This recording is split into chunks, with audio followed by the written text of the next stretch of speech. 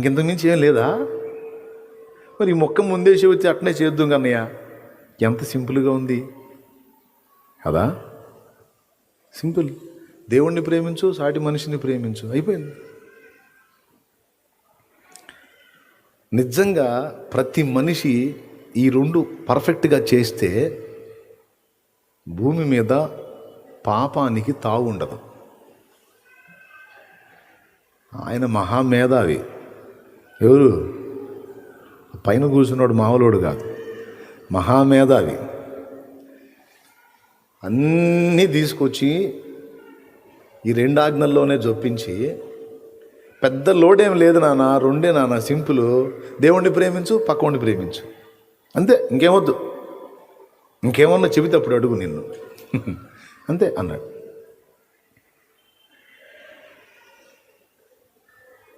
వినడానికి ఈ 2 చాలా తేలిగ్గా ఉన్నాయి, కానీ సకల పాపములను మనం అధిగమించడానికి ఈ 2ని మనం పక్కా ఫాలో అయితే ఏ పాపం కూడా మన నుండి జరిగే అవకాశం లేదు. ఎలాగో చెప్తా 2 ముక్కలు. ఇప్పుడు నిన్ను నువ్వు ఎలా ప్రేమించుకుంటావో నీ పొరుగుడిని అంతే ప్రేమించయ్యా, అంతే, సింపుల్ అన్నాడు. నిన్ను నువ్వు ఎలా ప్రేమించుకుంటావో, ఎదుటోడు నీకు ఏమి చేయకూడదు అనుకుంటావో, ఏది చేయాలనుకుంటావో, అవతలోడి విషయంలో నువ్వు కూడా అంతే ఉండు అన్నాడు. ఉదాహరణకి, మన భార్యని పక్కోడు చూశాడు అనుకో, అవతలుండి, వాడినేం అనలేక ఈ అమ్మాయిని దొరుకుతుంటాం మనం. అవునా కాదా చెప్పండి? వాడు మరీ అతి చేశాడు అనుకో, ఏ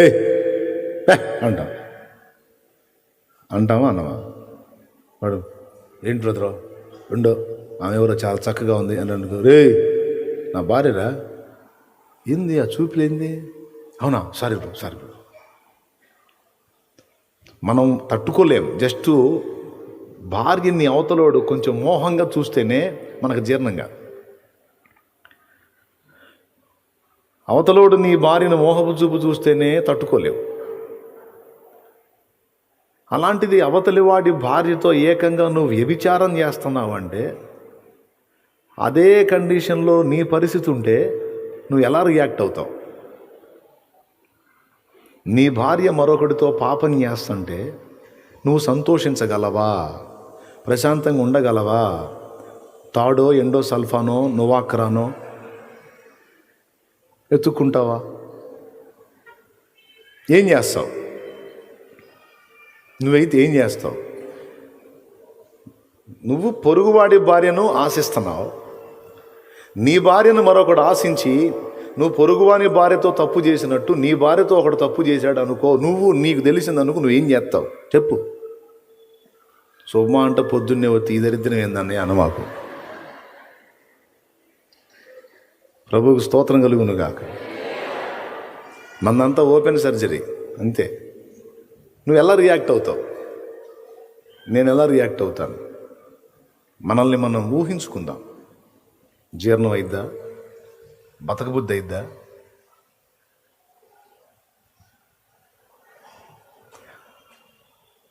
స్త్రీ అన్నా కొంచెం ఓర్పు ఎక్కువ, స్త్రీ అన్నా కొంచెం ఓర్పు ఎక్కువ.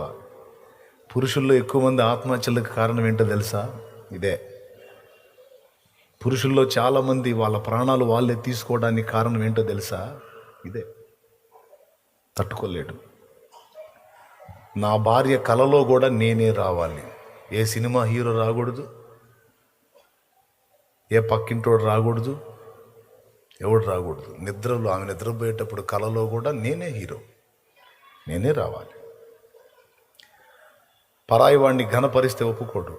తన భార్య తననే ఘనపరచాలి.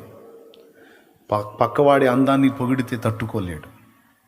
కొంతమంది ఆడవాళ్ళకి అది తెలియచావదులేండి, వాగుతూ ఉంటారు. భర్త ముందు మాట్లాడుతున్నానే, నేను ఘనపరచవలసిన వాని ముందు ఇంకొకరిని ఘనపరుస్తున్నానే, ఇది బుద్ధిహీనమైన పనే అనే సిగ్గు కొంతమంది లేడీస్కి తెలియదు. మిమ్మల్ని అంటలా, అట్టంటోళ్ళని అంటున్నాను నేను. తెలియదు కొంతమందికి.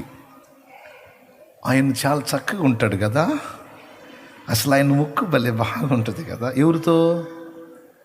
భర్తతో. ఆయన మూతి భలే బాగుంటుంది కదా. ఆయన చాలా పొడుగ్గా ఉన్నాడు కదా. ఆయన చాలా అసలు షేపు పైనుంచి కింద దాకా సూపర్ ఉంటాడు కదా. ఓపెన్ అయ్యే అవకాశం ఉన్న భర్త అనుకో, ఖచ్చితంగా రియాక్ట్ అవుతాడు. నీకు లోకులందరూ బాగుంటారే, నీకు లోకులందరూ బాగుంటారు, నేను నీకు దరిద్రంగా కనపడేది అంటాడు. అయ్యో కాదండి అని మళ్ళీ ఇప్పుడు దానికి పేస్ట్ పూసుకోవటానికి 24 ఎత్తుక్కోవాలి. అవునా? అదే కొంచెం ఇంట్లో ఆమె గవర్నమెంటే అనుకో, ఏమో అవతలని పొగుడుతూ ఉంటే అవునవును నిజమే కాదు బాగానే ఉంటాడులే, లోపలేమో చండాలంగా తిట్టుకుంటుంటాడు. తెలివి తక్కువ భార్యలు పరపురుషుల్ని పొగుడుతారు, కానీ ఎక్కువ శాతం జ్ఞానవంతురాండ్రైన స్త్రీలు పక్కవాడిని గనపరచరు. తన భర్త ముందు వివేకంగా ప్రవర్తిస్తారు. బుద్ధి కలిగిన స్త్రీ అవతలవాడు ఎంత సుందరంగానన్నా ఉండని, నా భర్తకు మించిన అందగాడు లేడు అని ఫిక్స్ అయిపోతుంది. అది స్త్రీలలోనున్న ఒకడు పురుషుడు గడ్డి తింటుంటే ఓర్చుకునే స్వభావం ఉంటుందేమో కానీ మగవాడు తట్టుకోలేడు. ఖచ్చితంగా ఎండో సల్ఫానో వాకరన్నో దేవులాడుకుంటాడు, పొలంలో పోతాడు, కనపడ్డాడు వాడు నమ్మకస్తుని తీసుకుంటాడు, తాగనన్నా తవ్వుతాడు, లేకపోతే వాడికి చెప్పుకొని ఏడవనన్నా ఏడుతాడు. ఆ మందు షాప్ కన్నా పోతాడు, లేకపోతే ఇంకో మందు షాప్ కన్నా పోతాడు. ఒక మంది ఏమో వెంటనే సాగు కొట్టిద్ది, ఒక మంది ఏమో క్రమక్రమంగా చంపిద్ది. ఎండో సల్ఫాన్ నోవాక్రాను పురుగు మందు కూడా లివర్ మీదే పనిచేసిద్ది, ఈ మందు కూడా లివర్ మీదే పనిచేసిద్ది, కానీ కొంచెం నిదానంగా.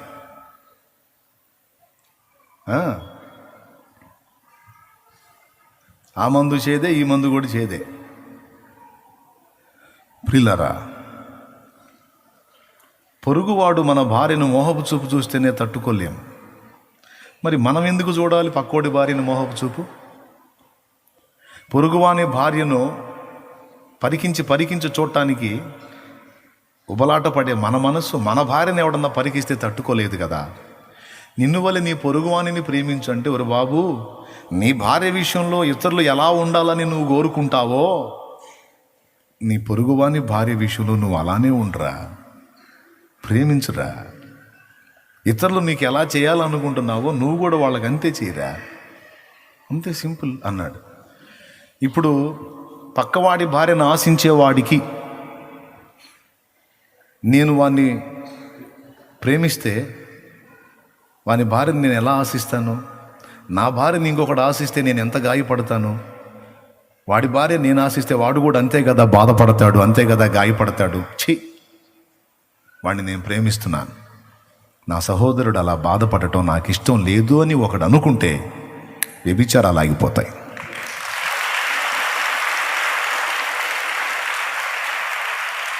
అవునా కాదా?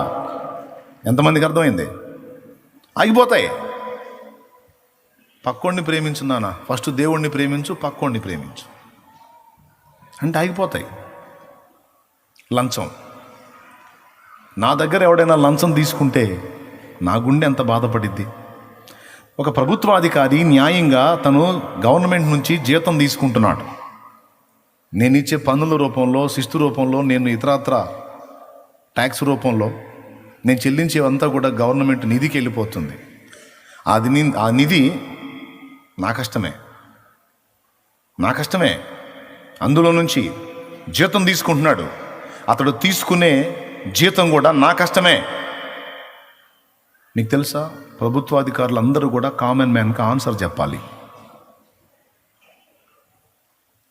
చాలామంది తెలీదు. ఎంత గొప్ప ప్రభుత్వ ఎస్పీ స్థాయి అధికారి అయినా సరే ఒక సామాన్యుడు అడిగితే జవాబు చెప్పాలి. నన్ను అడుగుతున్నావు ఏంట్రా అంటానికి కూడా లేదు,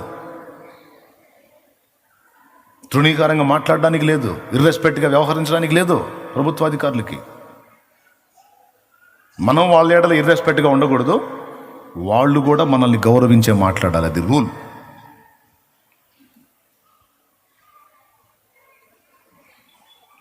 ఒక గవర్నమెంట్ అధికారి ఒకడి దగ్గర లంచం తీసుకునేవాడు లంచం తీసుకునేటప్పుడు ఈ ఆలోచన చేస్తే, నేను ఎదుటోడికి లంచం ఇవ్వాల్సి వస్తే నా మనసు ఎంత బాధపడింది. న్యాయంగా ప్రభుత్వం వాళ్ళకి డబ్బులు ఇస్తుంది, జీతం ఇస్తుంది, ఆ జీతం తీసుకొని కూడా నాకు చేసి పెట్టాల్సిన పని విషయంలో, న్యాయంగా నాకు చేసి పెట్టాల్సినటువంటి పని విషయంలో నాకు చేయకుండా నా నుంచి మళ్ళీ ప్రతిఫలం, ఒక ప్రైవేట్ ఆఫీసర్ లాగా ప్రతిఫలాన్ని ఆశిస్తే ఇది ఎంతవరకు న్యాయం అని అవతలవాడు అనుకునే అవకాశం ఉంది కదా. ఒకడు నా దగ్గర లంచం ఆశిస్తే నేను ఎలా ఫీల్ అవుతానో, ఒకటి దగ్గర నేను లంచం ఆశించినప్పుడు వాడు అంతే ఫీల్ అవుతాడు కదా. వద్దు. నేను నా సహోదరుణ్ణి ప్రేమిస్తున్నా. ఇంకొకటికి లంచం ఇచ్చేటప్పుడు నేను ఎంత బాధపడ్డానో వాడి గుండె కూడా అంతే బాధపడిద్ది కనుక వాడి హృదయం బాధపడటం నాకు ఇష్టం లేదు. నేను వాడి దగ్గర లంచం తీసుకోను. నాకు వచ్చే జీతం కొంచెమైనా నేను అందులోనే సర్దుకుంటాను.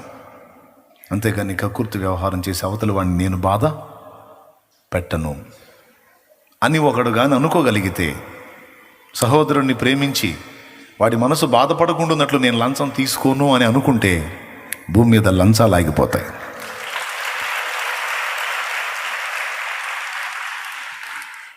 ఇదంతా ఎక్కడుంది? సహోదరుణ్ణి ప్రేమిస్తే. నా పొలం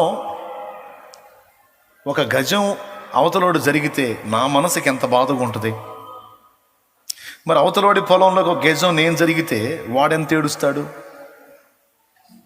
అనే ఇంగితం అర్థమైతే ఒక అడుగు మంది వదిలిపెడతాం, కానీ ఒక అడుగు వాడి తీసుకోవడానికి ఇష్టపడడం. ఎందుకంటే ఆ ఫీలింగ్ మనకు అర్థమైతే. మాటలైతే చెబుతాం, కానీ లాగేసేటప్పుడు మాత్రం ఏ ఫీలింగ్ లేకుండా లాగేస్తాం. ఎందుకంటే ఎవడెట్ట సస్తే మనకెందుకు, ఎవడెట్టబోతే మనకెందుకు, మనం బాగుండాలి, మన ఫ్యామిలీ బాగుండాలి. ఎవరికోళ్ళు ఇలా అనుకొని ఎవడెట్టనన్నా పోని నాకు అనవసరం, నేను బాగుండాలి, నా ఫ్యామిలీ బాగుండాలి అనుకున్న బట్టే తనను తాను, తన కుటుంబాన్ని తాను ప్రేమించుకుంటున్నందున ఇంత దరిద్రం ఉంది ఈరోజు ప్రపంచంలో.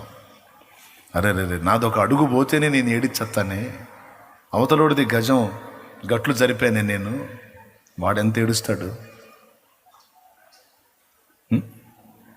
200 అడుగు పొడవు మీద ఒక గజం జరిగితే ఎన్ని సెంట్లు పోయిద్ది.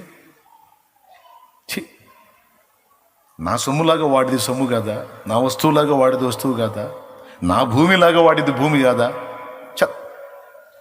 అవసరమైతే అది పోగొట్టుకుంటా, నేను వాడిని ప్రేమిస్తున్నా, అవసరం అదొక అడుగు ఇస్తా, కానీ నేను మాత్రం కక్కుర్తి పడను, నాకొద్దు.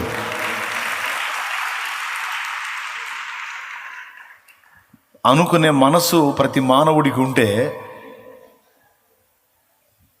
కోర్టు వివాదాలు ఉండవు, పోలీస్ స్టేషన్లు ఉండవు, పనే లేదు. ఇక పోలీసులు కూడా చక్కగా కూటానికి వచ్చి కూర్చొని ప్రార్థన చేసుకుంటారు అంతే. మన మీటింగులకు వచ్చి పోలీసు వాళ్ళు ఎక్కువ చేసే పని అదే.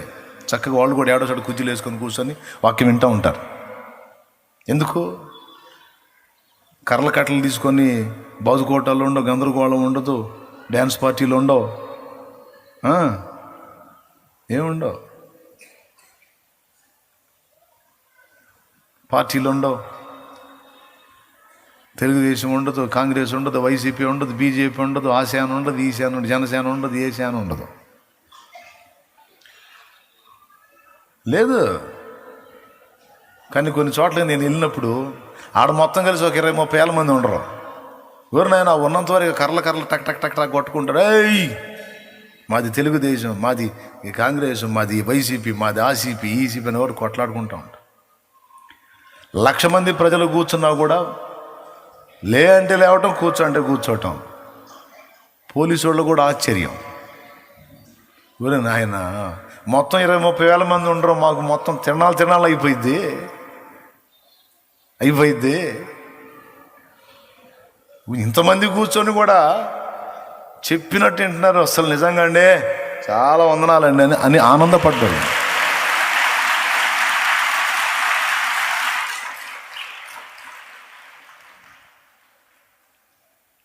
ఒకటిది నేను ఎందుకు ఆక్రమించాలి? అవసరమైతే నాది ఒకటి ఇస్తాను, నేను తీసుకోను. ఎందుకంటే నా వస్తువు పోతే నేను ఎంత బాధపడతానో వాడు వస్తువు పోతే వాడు కూడా అంతే బాధపడతాడుగా. అంటే ఈ పొలాల గట్లు జరగటమే కాదు, దొంగతనాలు కూడా ఉండవు.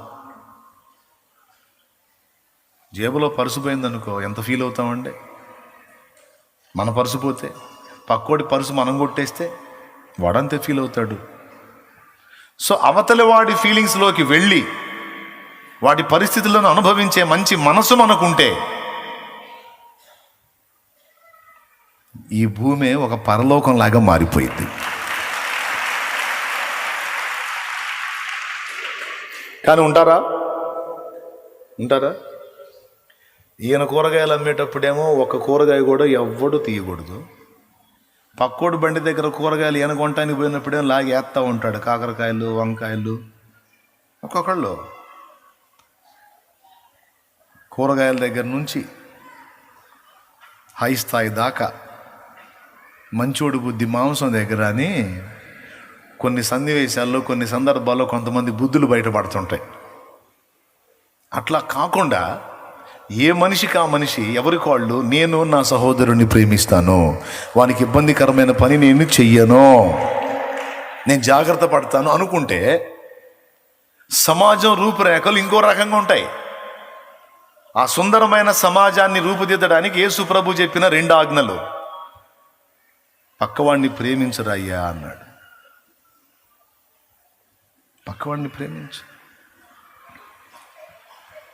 ఆకలి కొన్నవాడు ఆకలి తీరకపోతే దొంగగా మారతాడు.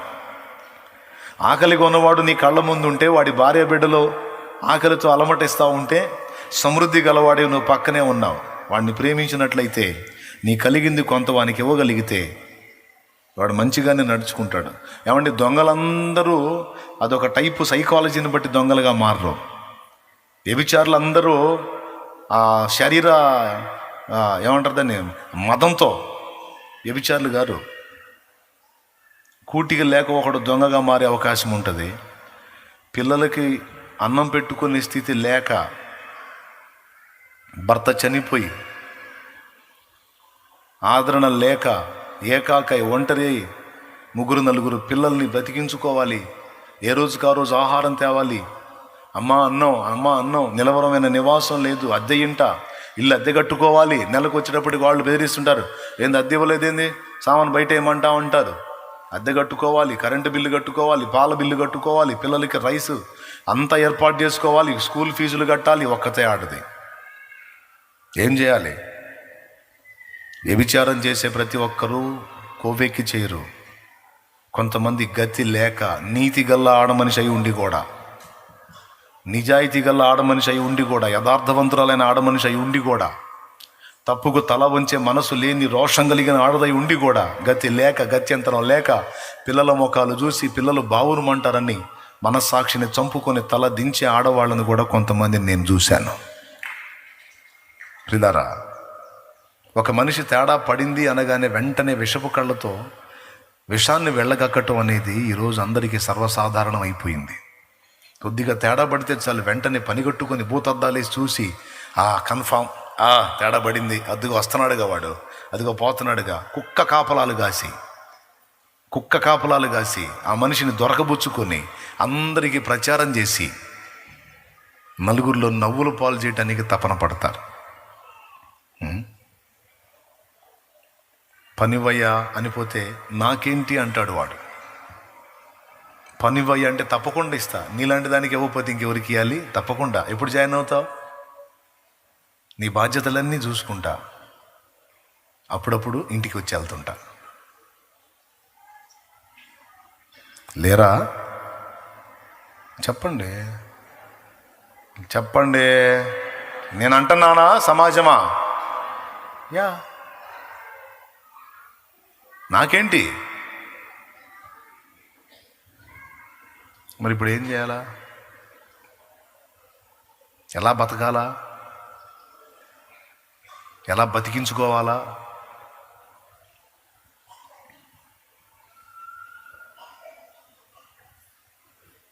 ఒకడేమో యాక్సిడెంటల్గా చనిపోతే, ఒకడేమో పని కట్టుకొని తాగి తాగి తాగి తాగి అవసరం లేదు అలవాటయ్యాడు.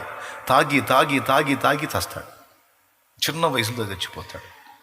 భార్యను చేసుకుంటాడు, పిల్లల్ని గంటాడు.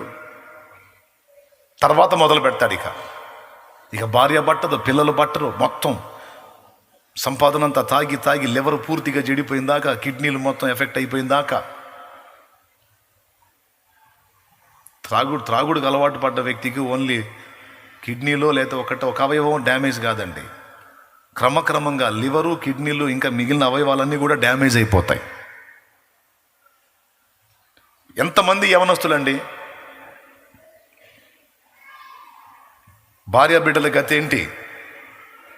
అయ్యో నేను పెళ్లి చేసుకున్నాను, నేను కన్నానే పిల్లల్ని, నేను చస్తే రోడ్డున పడతారే, నా పిల్లలు అమ్మా ధర్మం అయ్యా ధర్మం అని అడుక్కునే గతి వచ్చిద్దే, లేకపోతే ఎవడో ఆదరించేవాళ్ళు లేని స్థితిలో నా భార్య తప్పుకు తల వంచాల్సి వచ్చిద్దే. ఛీ, నేను ఎందుకు దీనికి బానిస కావాలి? ఎందుకు ఇది నన్ను ఇంత పీడిస్తుంది?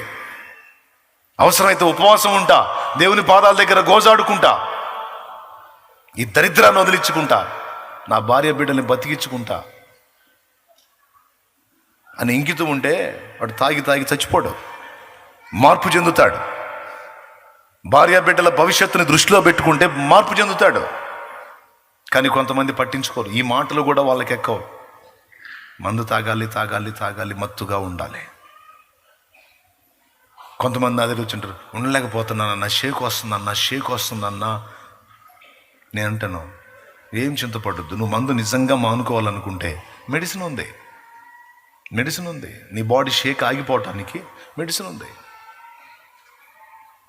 యూజ్ చేయి. తప్పకుండా ఆగిపోయింది. ఓన్లీ 1 monthలో నార్మల్ అయిపోతావు నువ్వు అని కొంతమందికి చెప్పాను. విన్నారు, లోబడ్డారు. ఈరోజు పైసలు సంపాదించుకొని, స్థలాలు కొనుక్కొని, ఇల్లు కట్టుకొని సూపర్గా ఉన్నారు. భార్య బిడ్డలు బతికించుకుంటా ఎక్సలెంట్గా ఉన్నారు. ఒక్కొక్కడు నేను చెప్పి బ్రతిమలాడి 1కి 4 సార్లు మొత్తుకున్నా వినలా. ఇప్పుడు లేరు, వాళ్ళు సజీవంగా లేరు, చచ్చిపోయారు.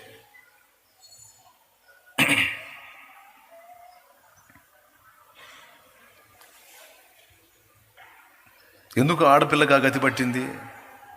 చుట్టూ ఉన్న సమాజం తలో చేయేసి ఆ బిడ్డను ఆదుకోగలిగితే పాపానికి తలంచదుగా. కానీ సమాజం పట్టించుకుంటుందా? అయ్యో పలానా అమ్మాయికి పాపం 3 పిల్లలు, ఇంట్లో లేదు, మనకుంది కదా, కొంత తీసుకెళ్ళిద్దామా, తినరా, జాగ్రత్తగా ఉండమ్మా అనగలిగితే ఆ అమ్మాయి తప్పు చేయాల్సిన అవసరం లేదు. కానీ సమాజం అలా సపోర్ట్ చేసిద్దా? ఆకలితో అలమటిస్తుంటే పట్టెడన్నం పిలిచి పెట్టదు. కానీ ఆ మనిషి అవినీతి కార్యక్రమానికి తలపడితే ఇక పొడవటం మొదలుపెట్టిద్ది. ఆ మనిషి, పాపం చేసే మనిషి 2 విషయాల్లో గాయపడిద్ది. 1, నా ఆకలి చూసి, నా పిల్లల ఆకలి చూసి అన్నం పెట్టినోళ్ళు ఒక్కళ్ళు లేరు వేళ్లల్లో.